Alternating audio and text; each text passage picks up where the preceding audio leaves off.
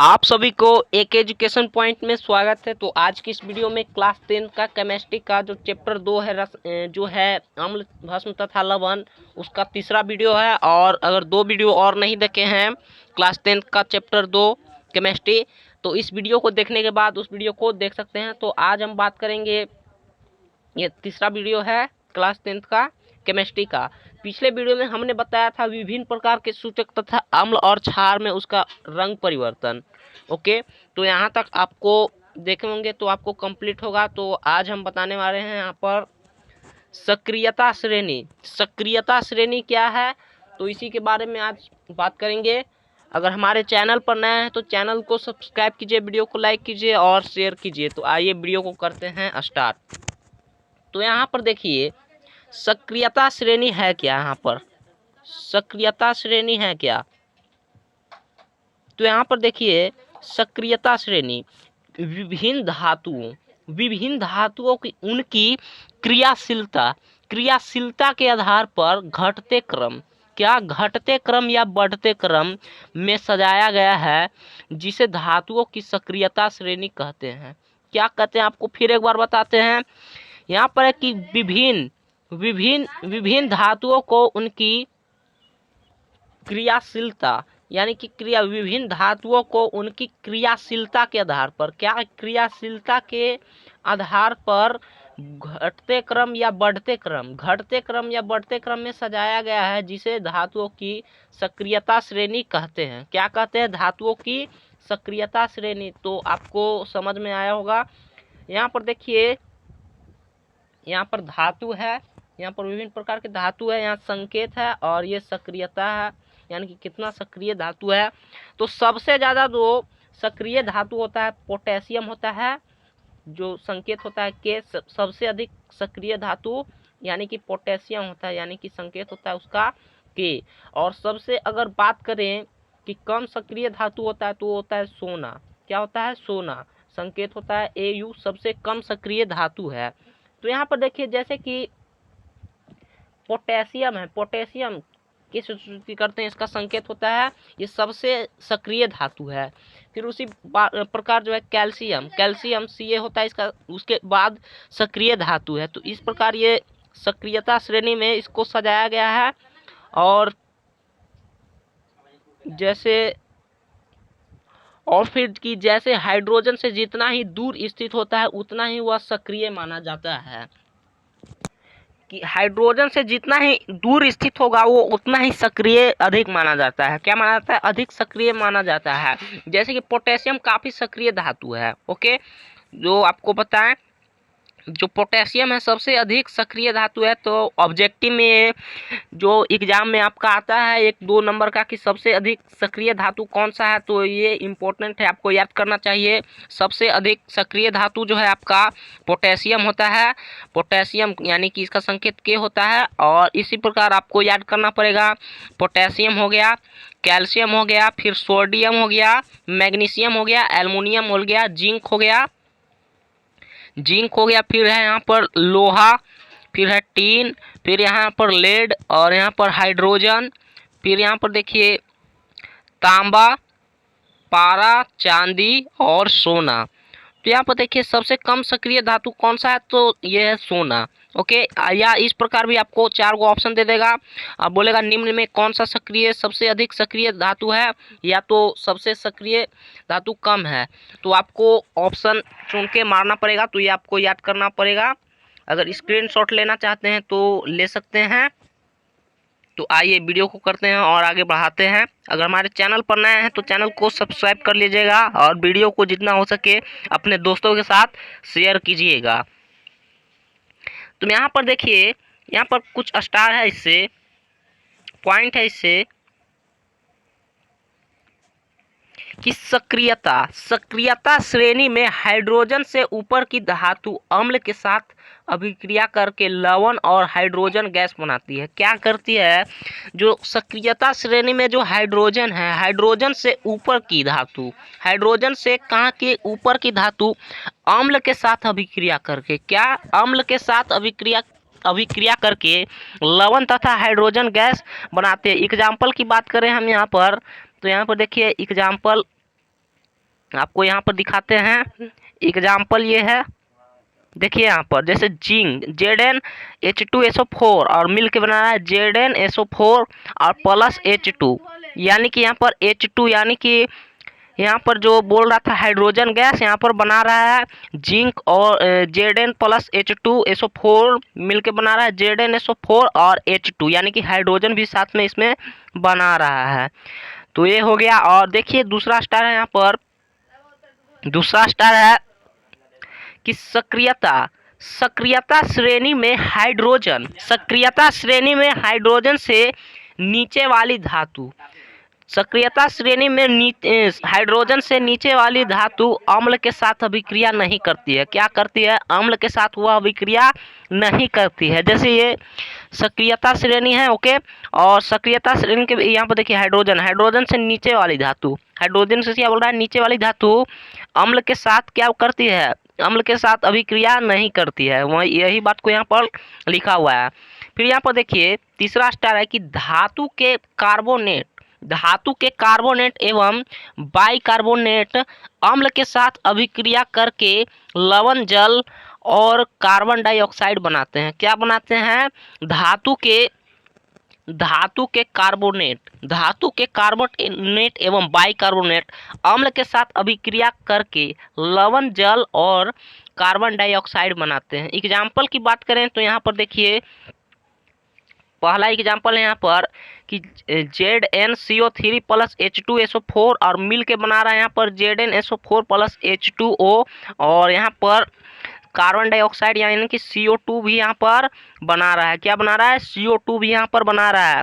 फिर आपको एक बार बताते हैं, दूसरा एग्जाम्पल है यहाँ पर CaCO3 प्लस 2HCl और मिल के बना रहा है यहाँ पर, मिल के यहाँ पर बना रहा है, आपको बना रहा है यहाँ पर CaCl2 plus H2O plus CO2, यानी कि कार्बन डाइऑक्साइड भी यहाँ पर बना रहा है, जल और कार्बन डाइऑक्साइड यहाँ पर बना रहा है। आई होप कि आपको समझ में आया होगा। यहाँ पर देखिए दो गो नोट है, ये बहुत ही इम्पोर्टेंट, दोनों जो है बहुत इम्पोर्टेंट है, ये पूछता है, तो आपको ये पढ़ लेना चाहिए अच्छे से कि आपको याद रहे, तो आप सही जो ऑब्जेक्टिव में आता है तो आप सही ऑप्शन को चुन सकें। यहाँ पर देखिए नोट है यहाँ पर कि धातु के ऑक्साइड, धातु के ऑक्साइड क्या होते हैं? क्षारीय होते हैं। यहाँ पर गलती से लिखा गया, यहाँ पर क्या होते हैं?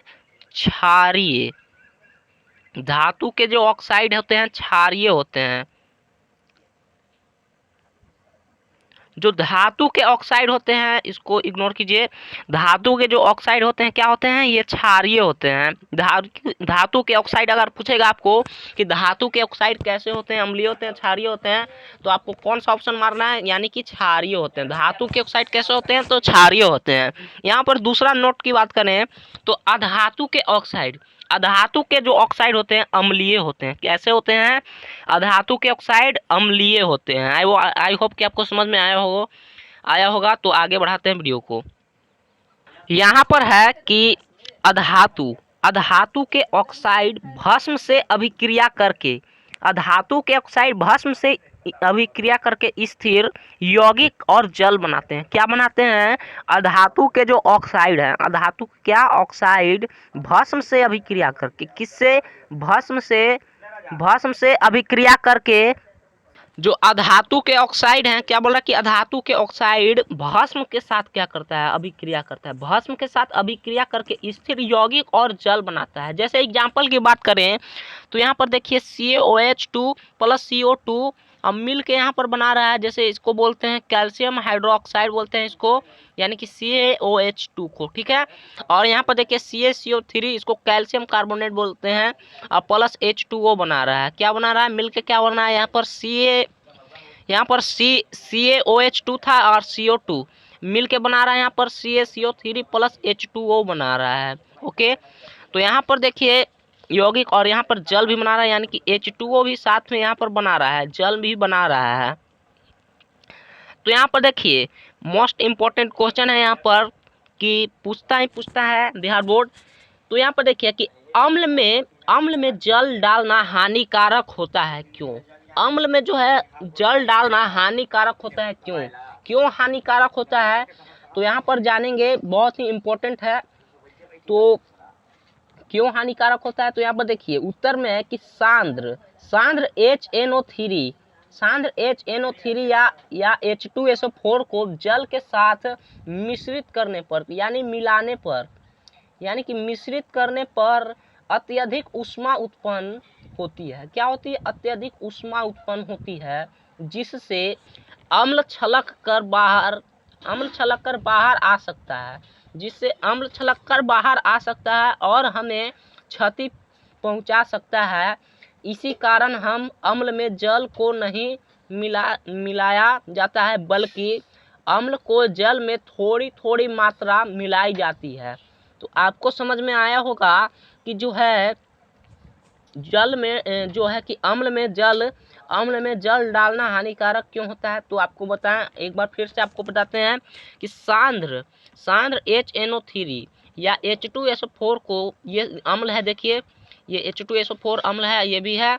तो इसको अगर हम जल में मिलाएंगे, सांद्र यहाँ पर बोल रहा था क्वेश्चन कि अम्ल में जल डालने से हानिकारक क्यों होता है। तो यहाँ पर देखिए सांद्र HNO3 या H2SO4 को जल के साथ मिश्रित करने पर, अगर हम जल के साथ इसको मिलाएंगे तो अत्यधिक क्या करता है? ऊष्मा प्रदान करता है, अत्यधिक ऊष्मा उत्पन्न होता है, जिससे अम्ल छलक कर बाहर आ सकता है और हमें क्षति पहुंचा सकता है। इसी कारण हम अम्ल में जल को नहीं मिलाते हैं, बल्कि जो है अम्ल को जल में थोड़ी थोड़ी मात्रा